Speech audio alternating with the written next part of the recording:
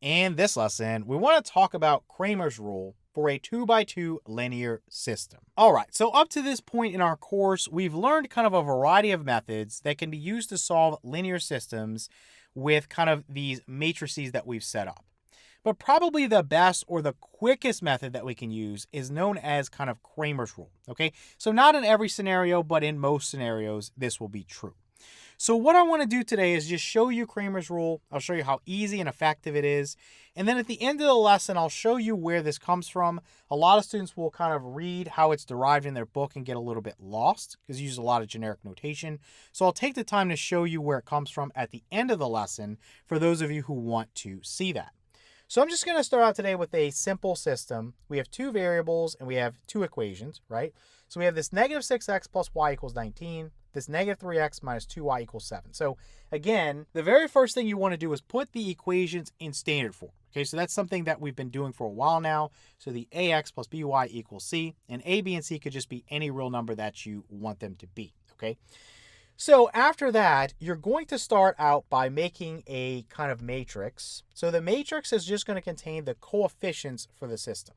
Your book's going to call this capital letter D. Okay, so this is going to be equal to, and we're going to be looking for the determinant of this matrix. So we're going to be putting our kind of vertical bars here.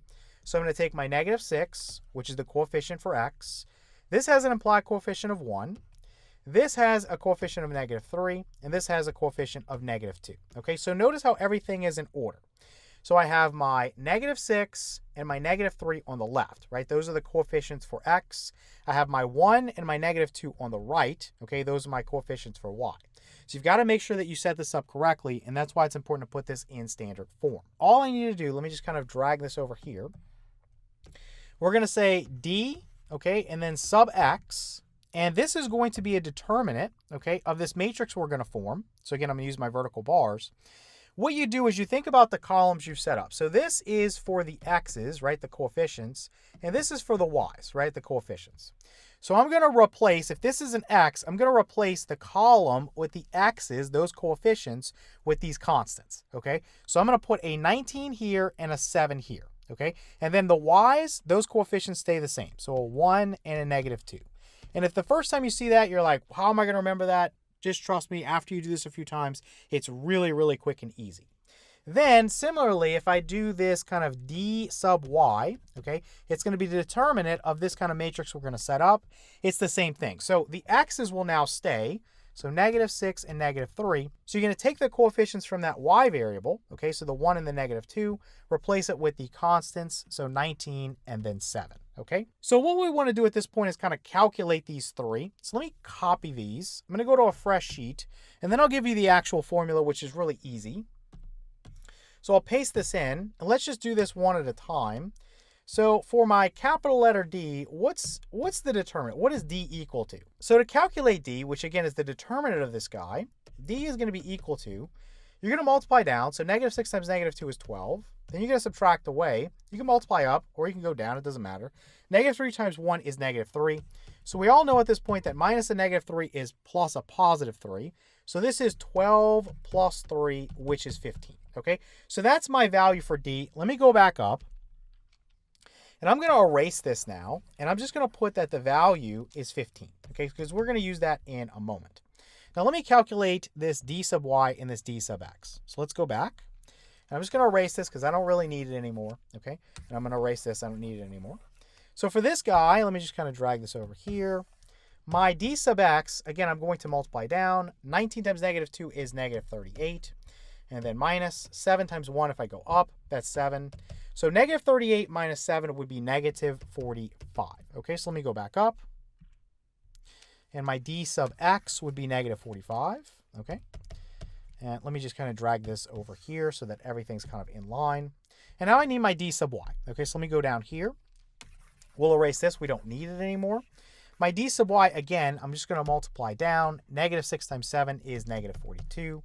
And then minus negative 3 times 19 is negative 57. So remember, minus a negative is plus a positive. So this is negative 42 plus 57, which is going to give me 15. Okay, so that's the value of d sub y. All right, so let's go back up, and I'll show you how easy this is now. So d sub y is 15. Okay, So you can get your solution once you have these kind of values calculated, these determinants. So your x will be equal to, you're going to take your d sub x, so this always matches this here, okay, over your d, okay? And then if you want your y, it's equal to your d sub y. Again, this always matches this right here over your d, okay? So it's very simple, very easy. We already know that d sub x is negative 45, okay? And we already know that d is 15, okay? And then for d sub y, we already know that that is 15, and we know that d is 15. So that tells me that x is negative 3. Negative 45 divided by 15 is negative 3. And that tells me that y is 1. So really quick overall, and let's check this. So negative 3 comma 1 would be our ordered pair solution. So negative 3 comma 1. We don't need this anymore. Let's get rid of it.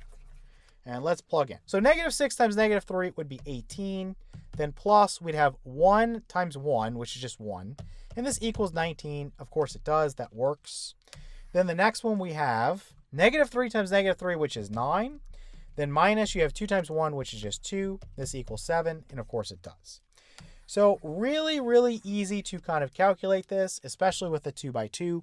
When you get into a 3 by 3, obviously it's harder to find a determinant, but we have the shortcut for that, so it's not that bad. But if you start getting into a 4 by 4 or 5 by 5, no matter what you do, those are kind of hard systems to solve. Let's look at another example. All right, so for this one, we have 5x minus 3y equals negative 5. And we have 2x minus 6y equals negative 26. So again, it takes you a few times to kind of remember what's going on. The first thing is to make sure the equations are set up in standard form. Okay, again, if you don't do that, you're going to not set up the correct matrices and you're going to end up with the wrong answer. Okay, so once that's done, which is already done for us here, okay, we want to set up our capital letter D, okay, and that's the determinant of the kind of coefficients from your system setting up that matrix. So you would have 5 and you would have 2. Again, these kind of coefficients correspond to that x variable, right, the x's. And then for the y's, again, you're grabbing these, so you have negative 3 and you have negative 6, okay? So you take the determinant of that. So we can go ahead and kind of set this up over here, get out of the way. And then you want to have your d sub x. Again, how do we find that?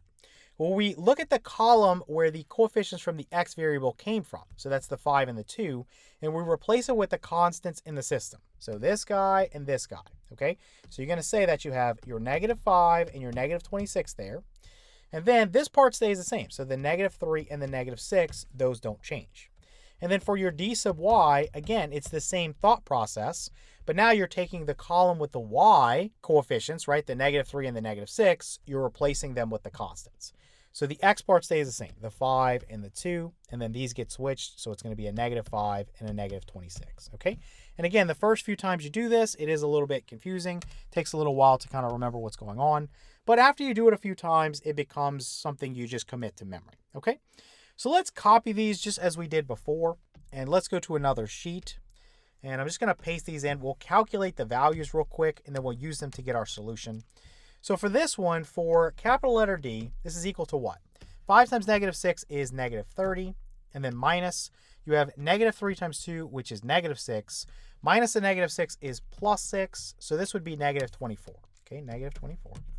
Let's erase this. And now let's do this one. So it multiply going down. Negative 5 times negative 6 is positive 30. And then minus negative 26 times negative 3 is positive 78.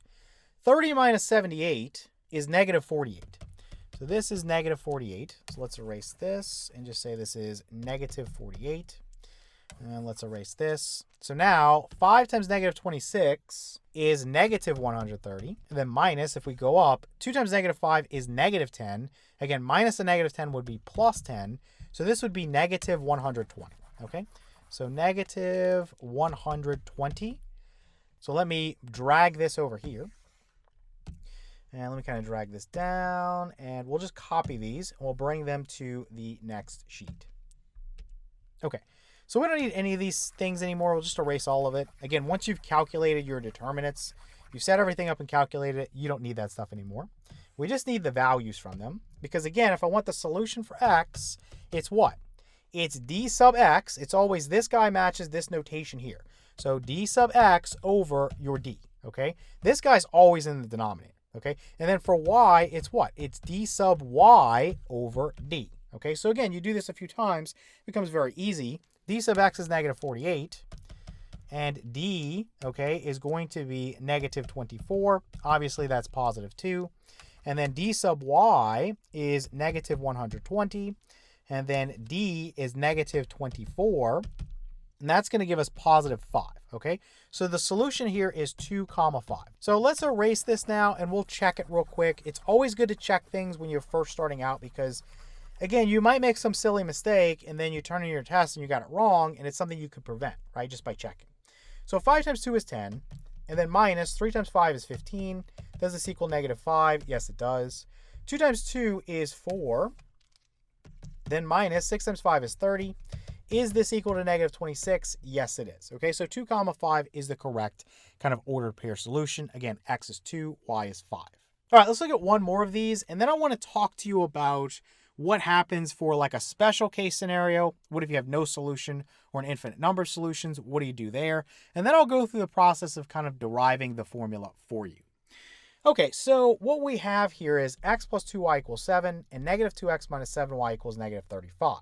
Again, everything's in standard form already, so we don't need to do anything there. We just want to set up our, again, capital letter D. It's the determinant of, again, take the coefficients. So you have 1, you have 2, you have negative 2, and you have negative 7. Again, this is for the x's, this is for the y's. Okay, you've got to know where kind of everything is because you're going to be replacing stuff. So when I do my d sub x, again, what I do is I replace the column with the kind of coefficients for x with the constants.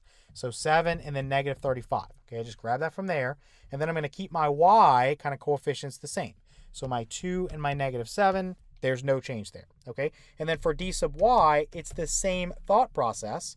But now I take these y coefficients and I swap them with the kind of constants in the system. So you're going to have your 1 and your negative 2. You know, from the x's, that's going to stay the same. And then this part right here is going to change. It's going to be the 7 and the negative 35. Okay? So now that we have this, again, let's just calculate these determinants. And I'll just paste this in right here real quick. And this was a D. It didn't copy, but we can just write it in. All right. So for our kind of determinant for this D, we have 1 times negative 7, which is negative 7, minus you have negative 2 times 2, which is negative 4. Again, minus the negative 4 is plus 4. So this is negative 7 plus 4, which is negative 3. Okay, so this is negative 3. And then the next one we want to do, let's do d sub x. So 7 times negative 7 is negative 49. Then minus, you've got 2 times negative 35, which is negative 70. Again, minus the negatives plus a positive. So negative 49 plus 70, which is going to give us 21. Okay, so this is going to be 21.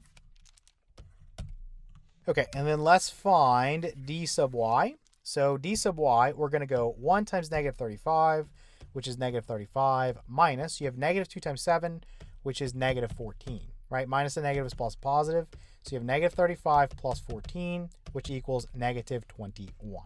Okay, so let's erase all of this, and we'll put negative 21 here. And let me just kind of line these up, and then we'll go back, we'll kick our formula off, and we'll have our solution really quickly. So let's go up, and we'll erase all this. We don't need any of it anymore. Again, once you've calculated all those determinants, you're done with that information. Okay, so let's just paste this in. We have the values, and so we can say that, again, x is what? It's d sub x, okay, that part matches, over d. D is always in the denominator. Then for y, it's what? It's d sub y over d. So d sub x, we know is 21. And d, we know is negative 3. Okay, so this is going to be negative 7, right? 21 divided by negative 3 is negative 7. Then for d sub y, it's negative 21, okay? And this is over d, which is negative 3. So this is going to be positive 7. So the solution here is that x is negative 7 and y is positive 7, or the ordered pair negative 7, comma 7. All right, so let's go ahead and check this. It's always good to check stuff, just in case, again, you made a silly mistake. So for the first one, you'd have negative 7 plus 2 times 7, which is 14, equals 7, which is true, right? So this one works. For the second one, you'd have negative 2 times negative 7, which is 14, minus 7 times 7, which is 49, equals negative 35. That's true as well. All right, so let's take a little bit of time and talk about the scenario where you have kind of a special case scenario, right? So you have an infinite number of solutions or you have an inconsistent system, meaning you don't have a solution at all. So you won't be able to use Cramer's rule to kind of identify which scenario you have, okay? Unfortunately, what's going to happen is you're going to have that kind of capital letter D, that determinant for that matrix you set up with the coefficients, is going to end up being 0, okay? So let's go ahead and see that real quick. Everything's already in standard form. If I set up my D, okay, again, this is the determinant of, we have our 4 and our -2, just grabbing the coefficients, and then our 6 and our -3. If we multiply down, 4 times -3 is -12, and then minus, if you do -2 times 6, that's -12 as well. Minus a negative is plus a positive, so you might as well just say this is plus 12, which is 0. Okay, so why is that a problem? Let's think about the formula one more time. If this is 0, well, when I try to find x, it's d sub x, whatever that is, over d. Well, d is 0. I can't divide by 0. That's undefined, okay? So once you see that, you've got to stop and say, okay, I'm dealing with a special case scenario, and I can't use Cramer's rule to kind of identify which one it is. Do we have an inconsistent system, meaning there's no solution, or do I have an infinite number of solutions? I can't figure that out with Cramer's rule, so I've got to use some other method, right? I can use kind of Gaussian elimination or Gauss-Jordan elimination if I want to do kind of matrix methods, or I can go through and just kind of use simple substitution or elimination or whatever you want to do. In this particular case, I would probably just use elimination, right? I would multiply this first equation by, let's say, +3. So that would give me 12x minus 6y is equal to -60. And then the second equation, I would multiply it by -2. So that would give me -12x. That would give me positive or plus 6y. And that would be equal to -36. Now looking at this, we don't need to go any further. We can just say there's no solution, right? That's very obvious that there's no solution. Because again, if you go through this is going to cancel and become 0. And it's equal to something that's not going to be 0. Okay, so you know it's not going to have a solution. -60 minus 36 would be -96. But again, because this ends up being a false statement, okay, you can say there's no solution. If you go through this and it ends up being a true statement, you know there's an infinite number of solutions. All right, so what I want to do now is just kind of wrap up the lesson and show you where this kind of Cramer's rule comes from. It's very easy to do. I'm not going to go through the whole thing because although it's easy to do, it is a little bit tedious and time consuming. So I'm just going to show you where we get that x is equal to that d sub x over d, okay, where that comes from. And to do that, I want to start out by just talking about the setup in general. So you have two equations.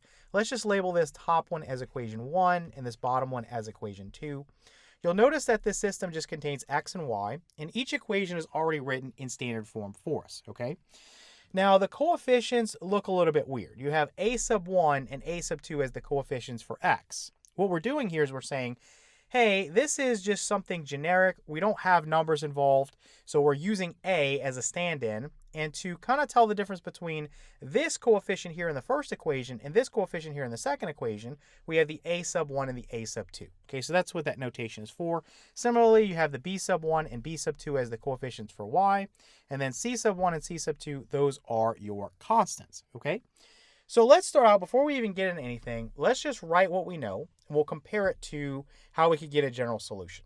So we know already that d, okay, is equal to the determinant of, if I set up a matrix of just the coefficients.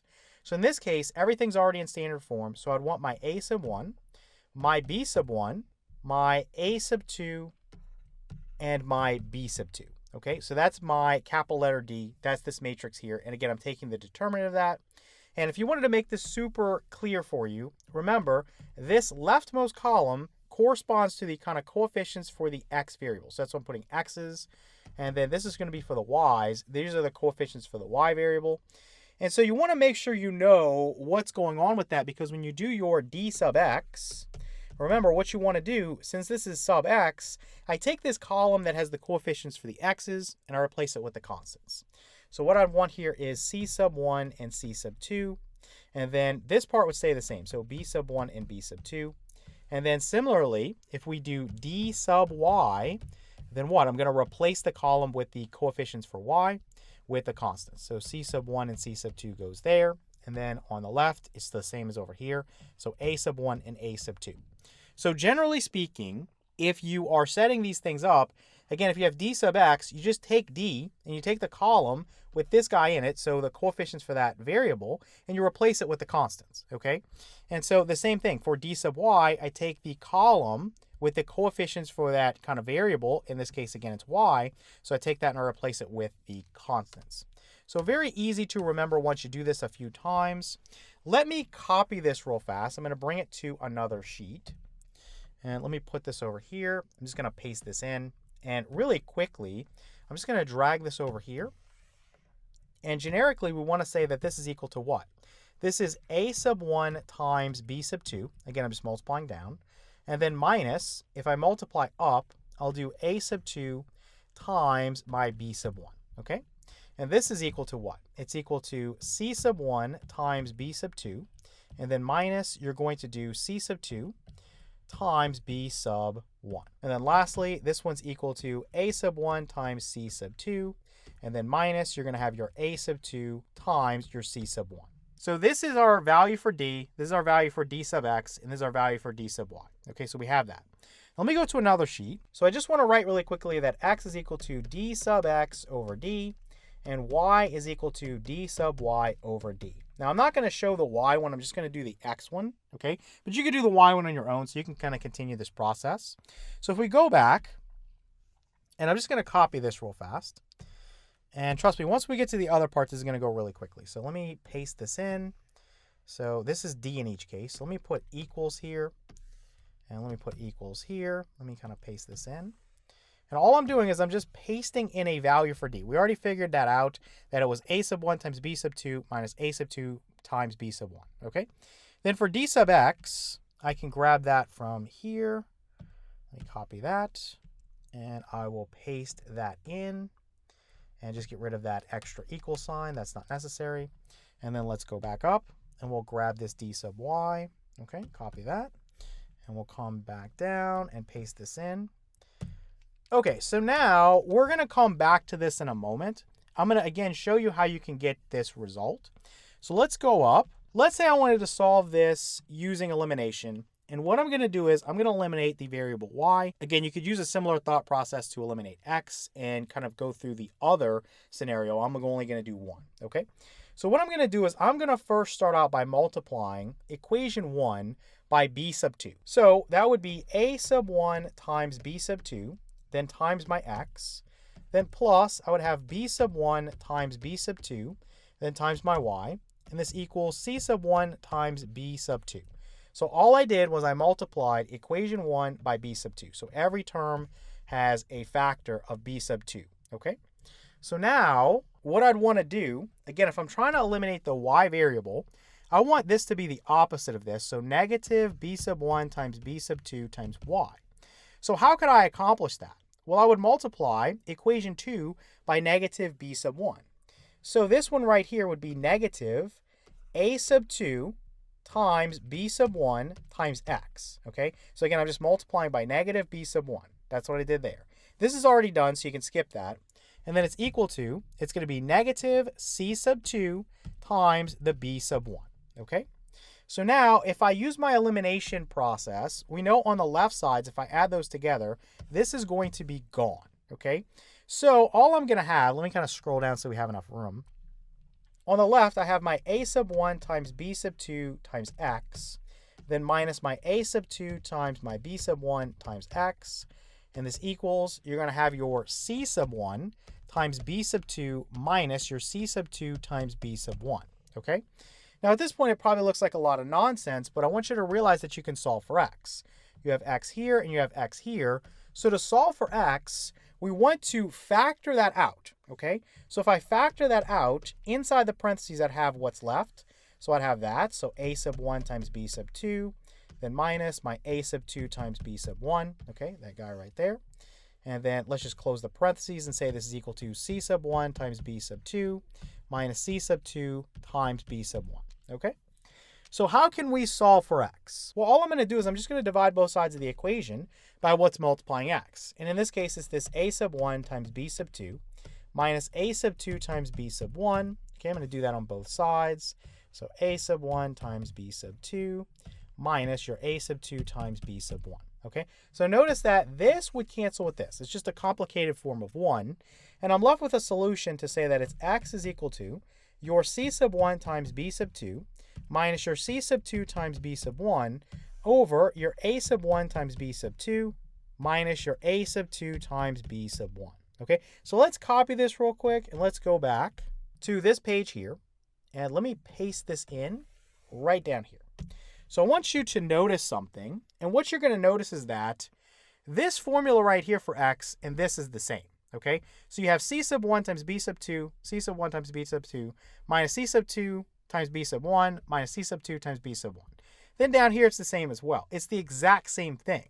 So that's where this comes from. You just realize that all you really need to do is find kind of this determinant, and basically you found your solution for x, okay? Now, if you wanted to prove this for y, you could do it in the same way. You can go back to the original kind of setup here, and now you would want to make kind of these two terms here opposites. You could eliminate the x variable, and you could solve this guy for y, and all you're going to find is that your solution is this guy right here. Okay, it's just going to turn out that way. So y is equal to your d sub y over d.